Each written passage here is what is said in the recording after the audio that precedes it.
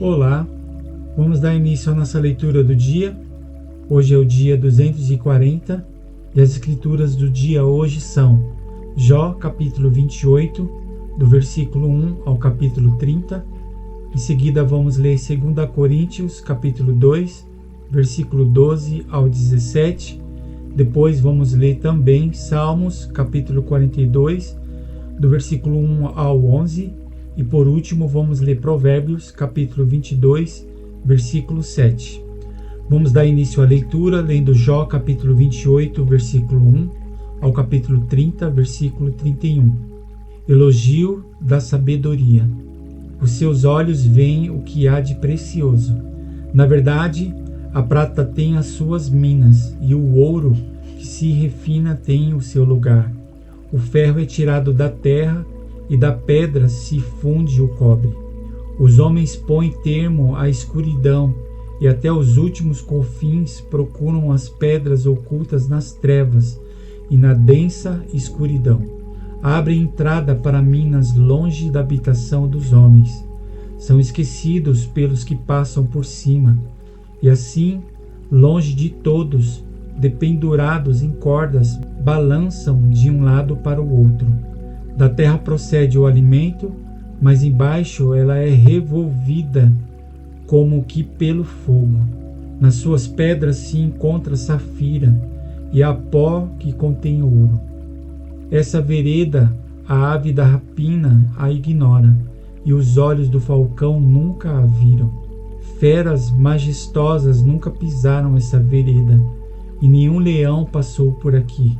O homem estende a sua mão contra o rochedo e revolve os montes desde as suas raízes.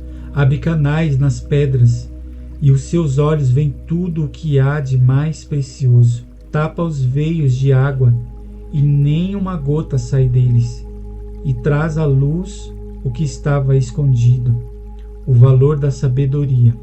Mas onde se achará a sabedoria? E em que lugar estará o entendimento? O ser humano não conhece o valor da sabedoria, e ela não se encontra na terra dos viventes. O abismo diz, ela não está em mim, e o mar diz, não está comigo. Não se compra a sabedoria com ouro fino, ela também não pode ser paga com prata. O seu valor não pode ser avaliado pelo ouro de Ofir, nem pelo precioso ônix, nem pela safira. O ouro não se iguala a ela, nem o cristal. Não se pode trocá-la por joias de ouro fino. Ele faz esquecer o coral e o cristal. O preço da sabedoria é maior que os das pérolas. O topázio da Etiópia não se compara com ela. Não se compara a sabedoria nem com o ouro puro. O temor do Senhor é a sabedoria. Mas de onde vem a sabedoria? E em que lugar estará o entendimento? Está encoberta aos olhos de todos os seres vivos e oculta às aves do céu. O abismo e a morte dizem, ouvimos com os nossos ouvidos a sua fama. Deus lhe entende o caminho, e ele é quem sabe o seu lugar. Porque o seu olhar alcança as extremidades da terra. Ele vê tudo o que há debaixo dos céus. Quando Deus regulou o peso do vento e fixou a medida das águas, quando determinou leis para a chuva e caminho para o relâmpago dos trovões, então ele viu a sabedoria e a manifestou, estabeleceu e também a examinou.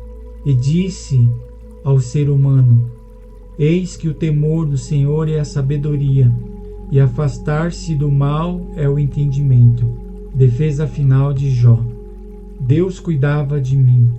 Jó continuou em sua fala, dizendo, há quem me dera ser como fui nos meses passados, como nos dias em que Deus cuidava de mim. Quando Deus fazia resplandecer a sua lâmpada sobre a minha cabeça, quando eu, guiado por sua luz, caminhava na escuridão. Que me dera ser como fui nos dias do meu vigor, quando a amizade de Deus estava sobre a minha tenda. quando o Todo-Poderoso ainda estava comigo e os meus filhos estavam ao meu redor. Quando eu lavava os meus pés em leite e da rocha me corriam os rios de azeite. Quando eu me dirigia até o portão da cidade e mandava preparar o meu assento na praça, os moços me viam e se retiravam, e os idosos se levantavam e ficavam em pé. Os príncipes reprimiam as suas palavras e punham a mão sobre a boca. A voz dos nobres emudecia e a língua deles se apegava ao céu da boca. Eu era pai dos necessitados. O ouvido que me ouvia dizia que eu era feliz. O olho que me via dava testemunho de mim, porque eu livrava os pobres que pediam ajuda e também os órfãos que não tinham quem os socorresse. A bênção do que estava prestes a perecer vinha sobre mim, e eu fazia o coração da viúva cantar de alegria. Eu me cobria de retidão e ela me servia de roupa. A minha justiça era como um manto e um turbante. Eu era os olhos do cego e os pés do aleijado. Era pai dos necessitados e até as causas dos desconhecidos eu examinava. Eu quebrava os queixos dos iníquos e arrancava as vítimas dos dentes deles. Todos esperavam o meu conselho. Eu dizia: vou morrer no meu ninho e multiplicarei os meus dias como a areia. As minhas raízes se estenderão até as águas, e o orvalho ficará durante a noite sobre os meus ramos. A minha honra se renovará em mim, e o meu arco se reforçará na minha mão. Os que me ouviam esperavam o meu conselho e guardavam silêncio para ouvi-lo. Depois que eu falava, não diziam nada. As minhas palavras caíam sobre eles como orvalho. Esperavam-me como se esperava a chuva. Abriam a boca como para absolver a chuva fora de época. Quando eu sorria para eles, me acreditavam, e a luz do meu rosto eles não desprezavam. Eu escolhia o caminho para eles. Assentava-me como chefe e vivia como rei entre as suas tropas. Eu era como quem consola os que pranteiam. Todos zombam de mim. Mas agora zombam de mim os que têm menos idade do que eu, cujos pais eu não teria aceito nem para colocar ao lado dos cães do meu rebanho. De que também me serviria a força de suas mãos, se eles são homens cujo vigor já desapareceu? Enfraqueceram de tanto passar fome e necessidade. Roem a terra seca, desde muito em ruínas e desolada. Apanham malvas e folhas de arbustos e se alimentam de raízes de zimbro. São expulsos do meio das pessoas. Grita-se contra eles, como se grita atrás de um ladrão. Tem de morar nos desfiladeiros sombrios, nas cavernas da terra e das rochas. Uivam entre os arbustos e se ajuntam debaixo dos espinheiros. São filhos de doidos, gente sem nome, e são escorraçados da terra. Mas agora sou a canção de deboche dessa gente. Sirvo de provérbio no meio deles. Eles me detestam, fogem para longe de mim e não têm receio de me cuspir no rosto. Deus afrouxou a corda do meu arco e me oprimiu. Por isso sacudiram de si o freio diante de mim. À minha direita se levanta um bando e me empurra, e contra mim prepara o seu caminho de destruição. Arruinam o meu caminho, promovem a minha destruição sem a ajuda de ninguém. Vêm contra mim como por uma grande brecha, e se revolvem avante no meio das ruínas. Sobrevieram-me pavores. A minha honra é como que varrida pelo vento. Como nuvem passou a minha felicidade. Tu foste cruel comigo. Agora a minha alma se derrama dentro de mim. Os dias da aflição se apoderam de mim. A noite perfura os meus ossos e o mal que me corrói não descansa.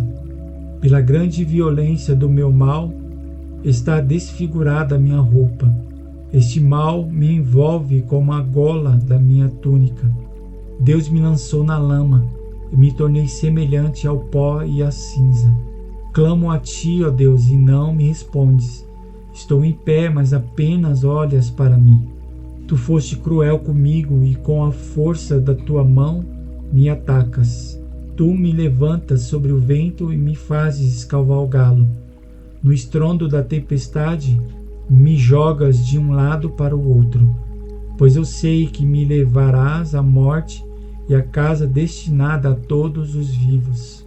Não é fato que um montão de ruínas um homem estenderá a sua mão, e na sua desventura não levantará um grito por socorro?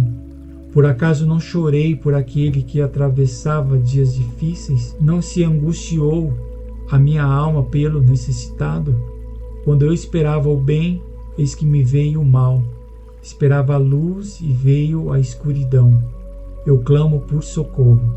O meu íntimo se agita sem cessar, e dias de aflições me sobrevêm. Tenho a pele queimada, mas não pelo sol. Levanto-me na congregação e clamo por socorro. Sou irmão dos chacais e companheiro de avestruzes. A minha pele escurece e cai, os meus ossos queimam de febre. Por isso a minha harpa é usada para fazer lamentações, e a minha flauta para acompanhar os que choram. E agora vamos ler 2 Coríntios, capítulo 2, versículo 12 ao 17. A intranquilidade de Paulo em Troade. Quando cheguei a Troade para pregar o Evangelho de Cristo, vi que uma porta se havia aberto para mim no Senhor. No entanto, não tive tranquilidade no meu espírito, porque não encontrei o meu irmão Tito. Por isso, despedindo-me deles, parti para a Macedônia. A vitória em Cristo. Graças, porém, a Deus que em Cristo sempre nos conduz um triunfo e por meio de nós manifesta a fragrância do seu conhecimento em todos os lugares. Porque nós somos para com Deus o bom perfume de Cristo, tanto entre os que estão sendo salvos, como entre os que estão se perdendo. Para com estes, cheiro de morte para a morte, para com aqueles, aroma de vida para a vida. Quem, porém, é capaz de fazer estas coisas? Porque nós não estamos como tantos outros, mercadejando a palavra de Deus. Pelo contrário, em Cristo é que falamos da presença de Deus com sinceridade e da parte do próprio Deus. Agora vamos ler Salmos, capítulo 42, do versículo 1 ao 11.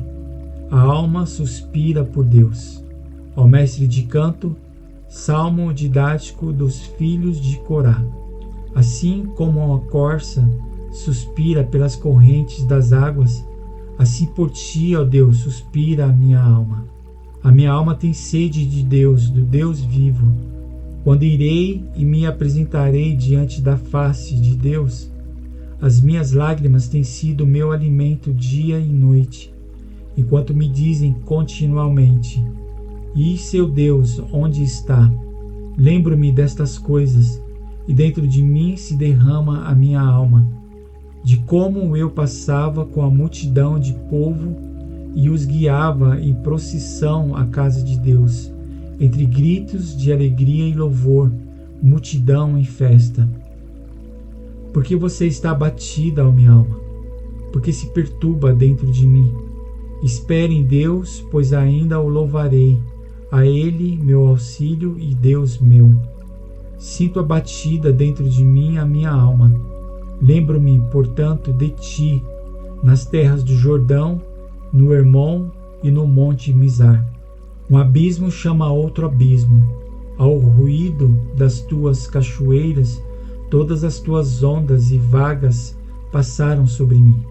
Contudo, o Senhor, durante o dia, me concede a sua misericórdia, e de noite está comigo o seu cântico. uma oração ao Deus da minha vida. Pergunto a Deus, minha rocha, por que te esqueceste de mim? Por que hei de andar eu lamentando sobre a opressão dos meus inimigos? Os meus ossos se esmigalham quando os meus adversários me insultam, perguntando sem parar: e o seu Deus onde está? Por que você está abatida, ó minha alma? Por que se perturba dentro de mim? Espere em Deus, pois ainda o louvarei a Ele, meu auxílio e Deus meu. Agora vamos ler por último Provérbios capítulo 22, versículo 7. O rico domina sobre o pobre, e o que pede emprestado é servo de quem empresta. E aqui encerramos a leitura do nosso dia. Obrigado pela sua participação e amanhã estaremos aqui novamente dando a continuidade na leitura da palavra. Que Deus abençoe o seu dia, um grande abraço e até amanhã.